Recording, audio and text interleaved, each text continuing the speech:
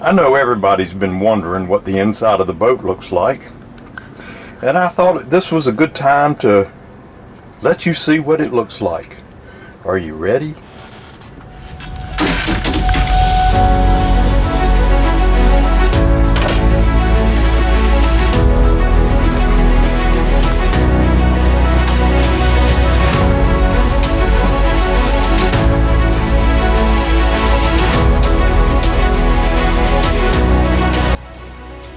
It's not probably what you expected, but there's a funny story behind it.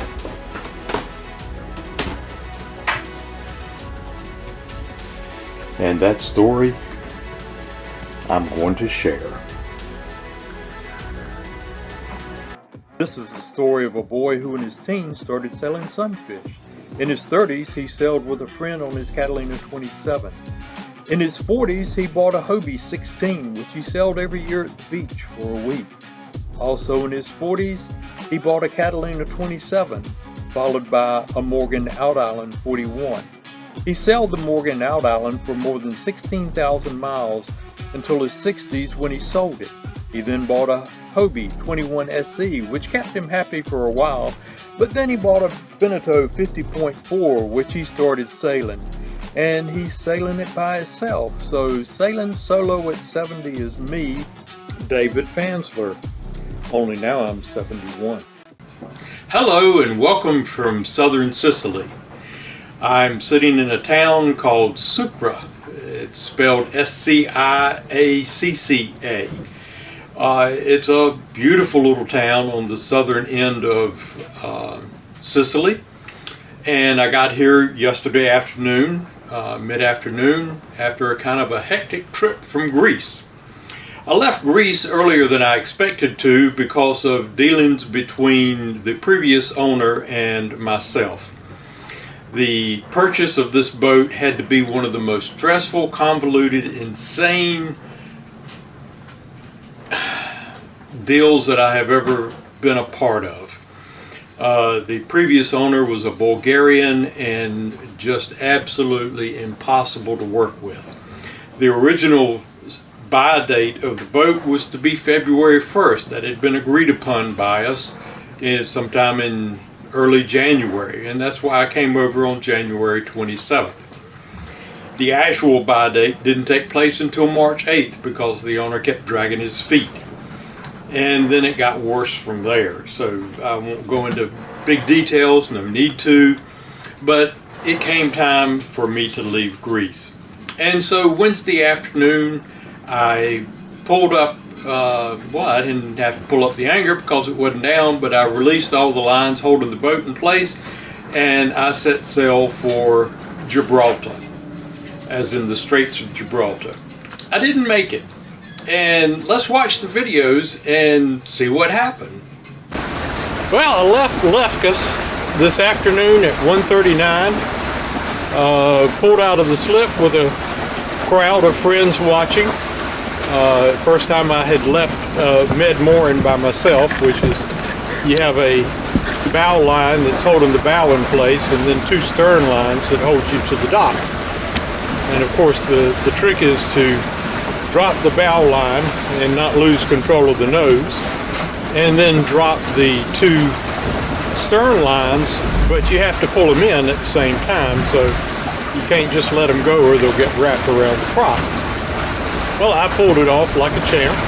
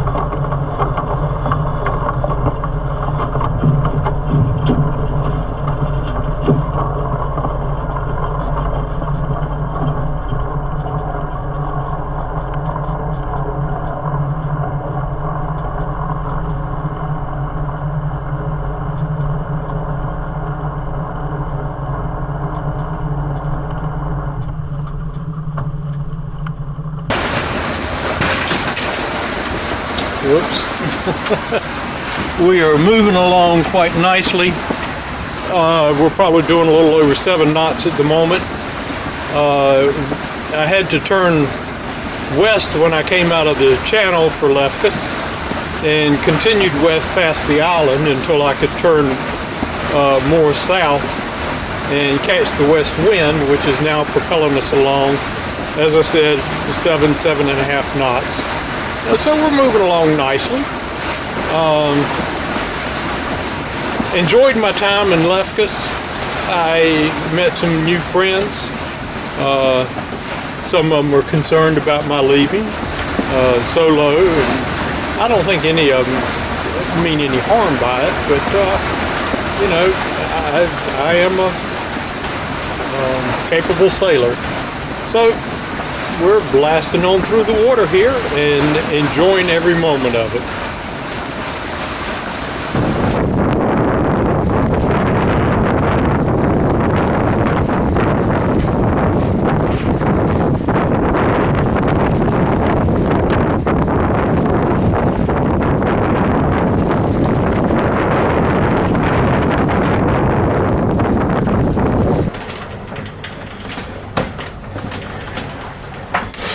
Me. All right, supper for the first night is going to be one of my all-time favorite sandwiches: peanut butter, honey, and banana. Now, normally I use 2 pieces of bread to make one sandwich, and on the other piece of bread I put mayo, sustenance of the gods. But since I am on the boat and I am using a lot of energy moving around, 2 sandwiches with 2 pieces of bread. This honey was grown locally in Lefkas, and they say it was used with oak trees.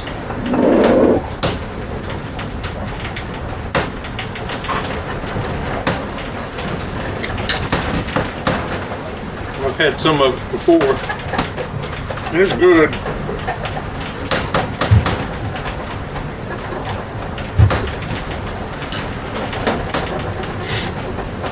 For all those people that think that a boat is quiet while it sails, true, you don't have the engine noise, but there is a lot of creaking around, as you can hear.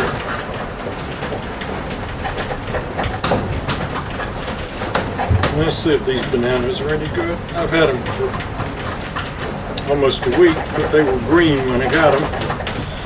They look pretty good.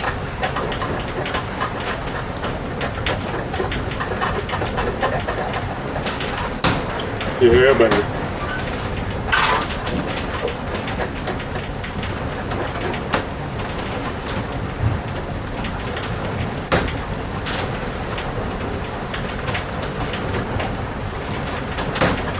We're still moving along at about between 5 and 6 knots. Wind's blowing about 12 knots. So we're making good time.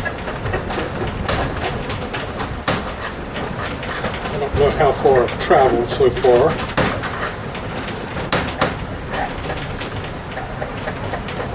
I just turned on my AIS transmit. I kind of snuck out of grease.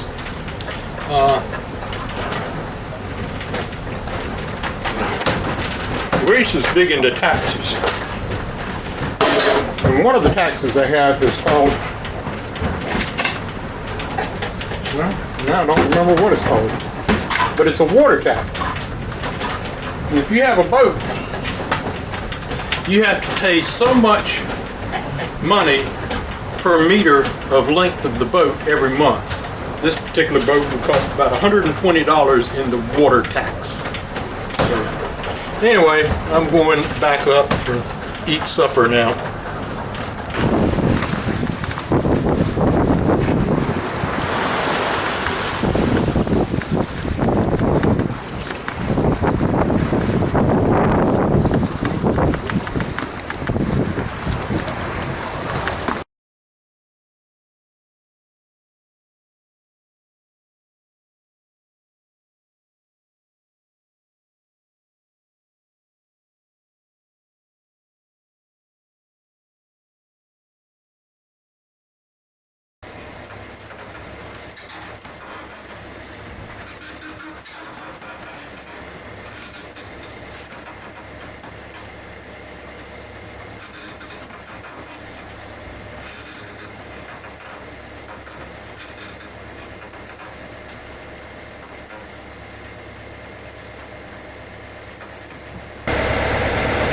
And on the second night, we had an Idaho loaded baked potato. Dehydrated, of course. We had a beautiful sunset, and another ship passed by through the night. Later that night, things got kind of wicked. So come back for episode 8 and see what happens. This is David saying so long.